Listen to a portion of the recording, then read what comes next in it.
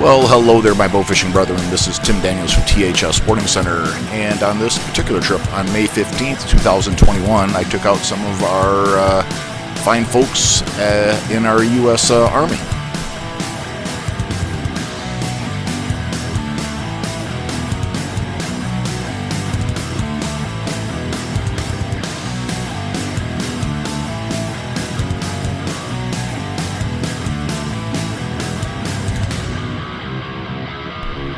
There's been a number of cold fronts this May, which have kept the water temperatures down. On this particular day, I believe it was about 55 degrees.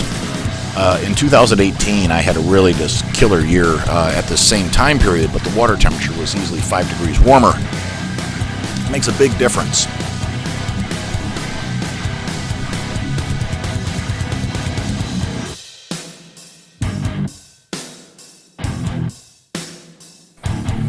If you do a little searching, at least when it comes to Great Lakes and their tributaries, there is typically some databases out there which will show you historical data about water temperatures, and this can help if you go back and check times that you did really well. Well, what contributed to that? On this particular night, they were calling for wind speeds of 5 to 6 miles per hour. Well, when at some point or another, these wind speeds got up to 20 miles per hour. We ended up having to basically hide or tuck away inside of a canal off a point, which you'll see up here in just a few minutes. And we spent probably an hour there. Luckily, there was plenty of fish to be swing by periodically and to keep us entertained. A lot of the people who were out this night ended up going back in. When we headed back in at about midnight, there was only one person left on the water besides us.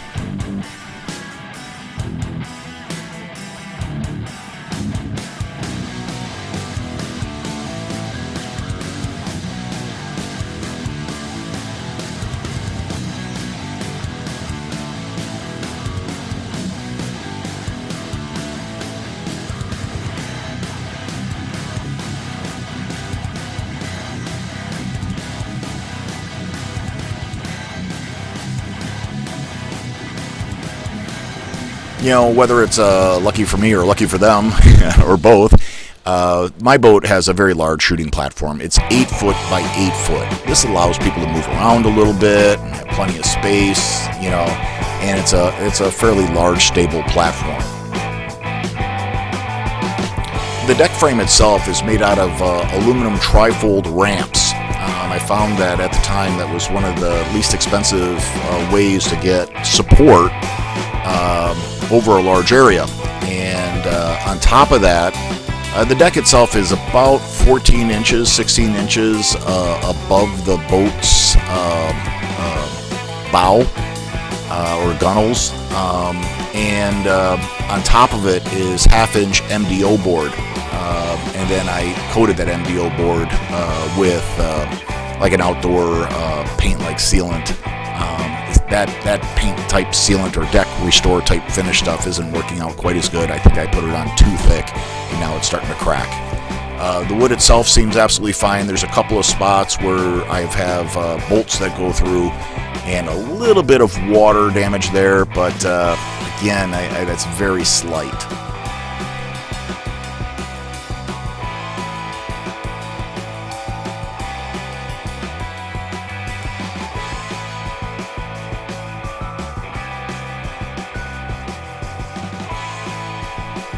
These guys are having a great time shooting at long-nosed gar, and luckily, again, they were just a steady little stream of these suckers swimming by, and we spent, again, like an hour here shooting at gar and picking them off while these winds sort of settled down out there on the Saginaw Bay area. We were on the east side of the bay, and the winds were coming out of the west on this particular evening.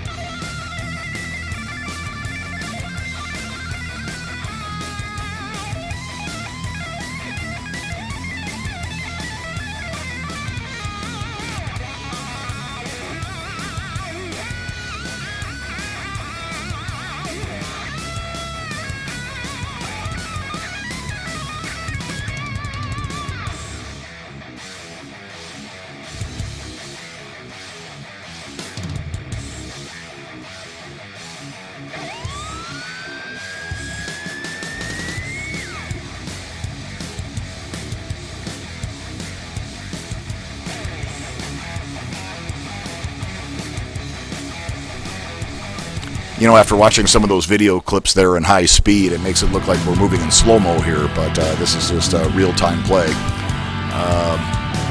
I decided to try to take some of these longer spans where people were shooting at fish and seeing fish and just speed it up on the tape, so it, again, perhaps adds a different character of entertainment to this particular video.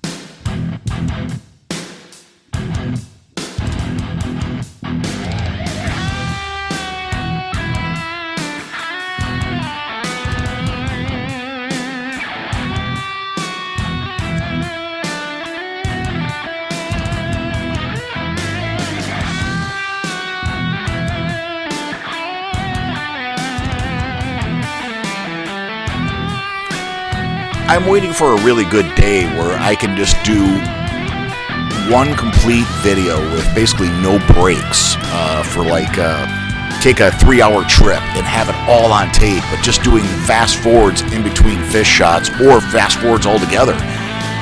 But I want to make sure there's enough action in there besides just seeing me standing in the front of the boat for 20 to 30 minutes between shots sometimes.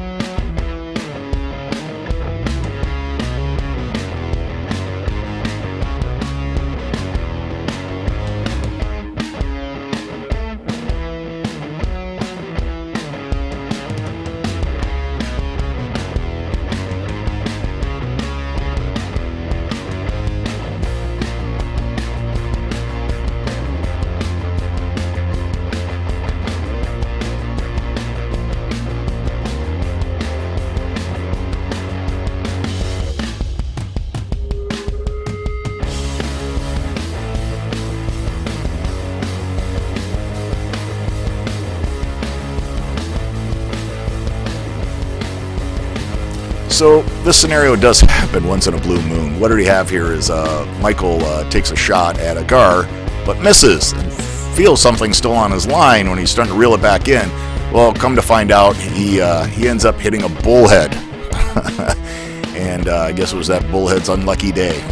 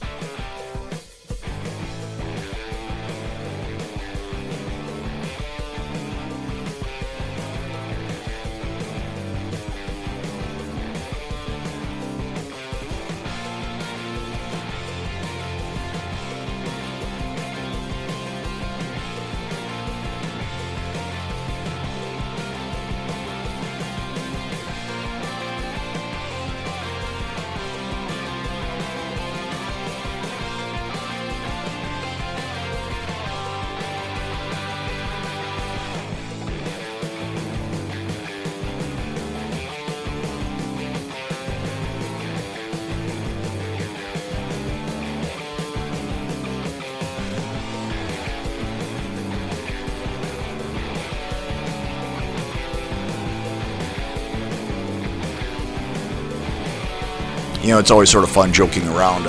Sometimes when we see a bigger fish, I try to get people to shoot on 3. So it's like 1, 2, 3, shoot, and we release. Well, the funny thing was, I joke around. I said, "Well, Zach is such a good shot. He actually scared that fish into my arrow." I told him I appreciate that.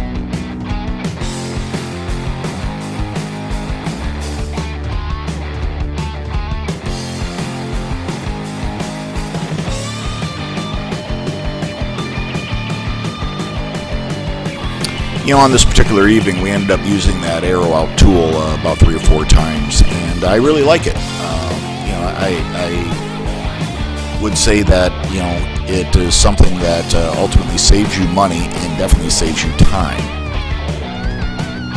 Made right here in Michigan.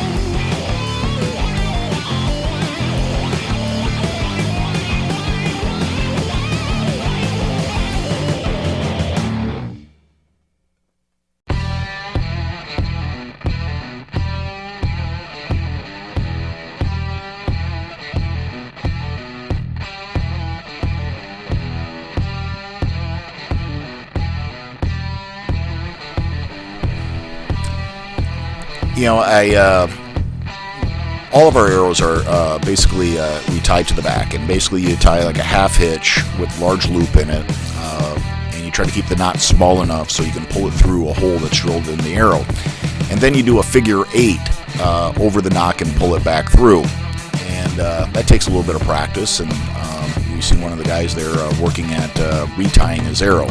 Basically, he shot it through the fish. He pulled the line off the arrow, pulled the line then through the fish, put it back through the arrow, and did a figure 8, pulled it tight, and he's back up and running.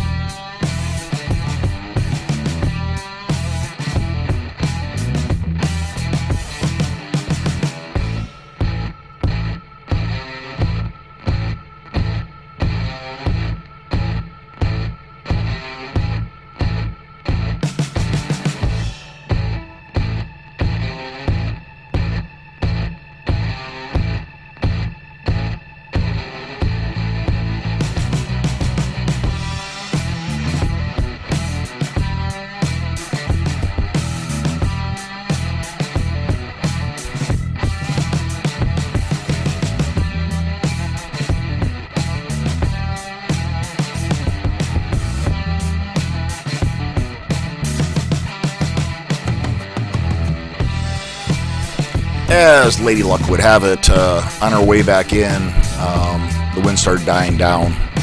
I had to be into work the very next morning, so I can't stay out too late. So we decided to do some shooting on our way back in, and there was a spot along the river that was a little bit more calm, and with the winds coming down, made it more possible for us to shoot. And we still managed to pick off a few fish on our way back in.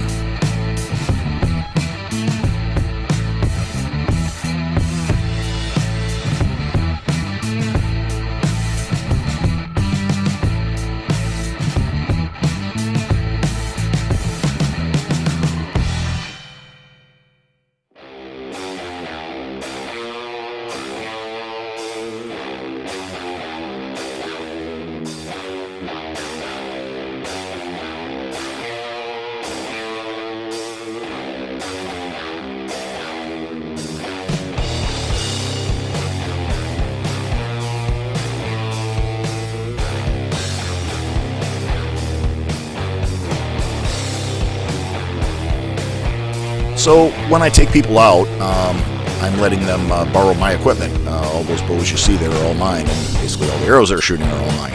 And so I have the guys usually shoot like a river-style point, something pretty simple, less expensive. I shoot the anchor quick turns at $32 an arrow. You don't like seeing those suckers get lost. And I think that fish right there you see is our one and only quillback of the night. Really good-looking fish, decent-sized one at that.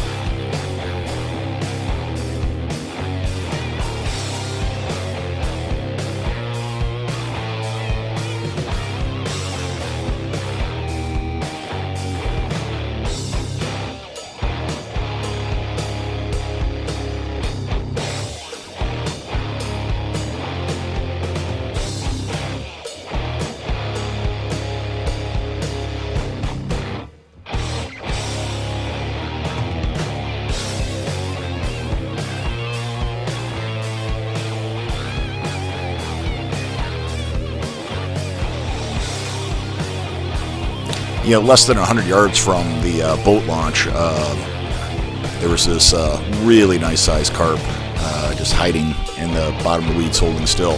And again, on our way back in here, it was the biggest fish of the night, less than 100 yards from the dock. Well, guys, gals, I hope you all have a damn good evening, or at least try like hell.